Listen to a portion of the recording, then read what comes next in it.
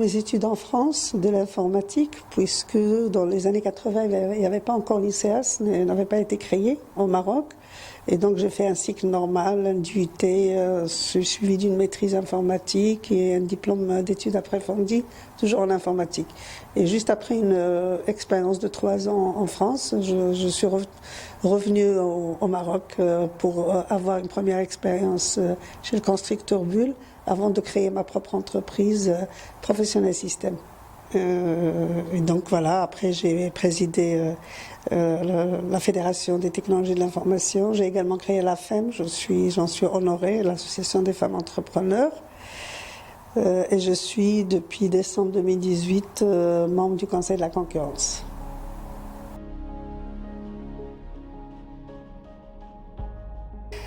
Alors, la place de la femme, déjà, dans tout secteur confondu économique au Maroc, reste au-delà, malheureusement, de nos espérances, puisque nous sommes autour de 20% à peu près du taux d'activité des femmes.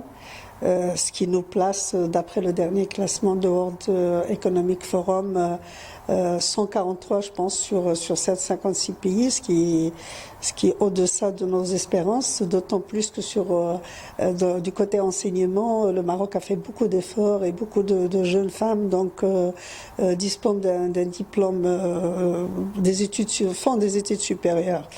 Maintenant, dans le secteur des technologies de l'information, il y a un regain, il y a un intérêt ces dernières années pour ce secteur.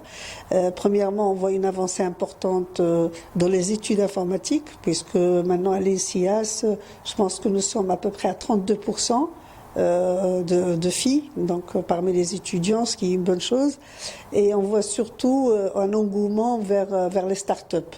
Donc il y a de plus en plus de jeunes filles qui créent leurs start-up, qui sont dans l'innovation, et donc ils se rendent compte que c'est un secteur qui est en même temps créateur d'emplois, mais c'est un secteur aussi qui est vecteur de développement d'autres secteurs.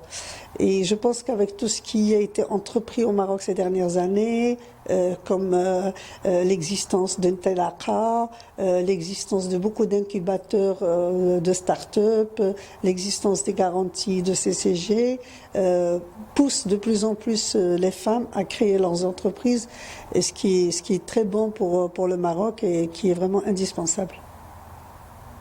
Merci pour ce geste que j'apprécie. Tous mes voeux à toutes les femmes marocaines de santé, réussite et succès. Et surtout, engagez-vous pour ce pays, le Maroc, qu'on aime tous.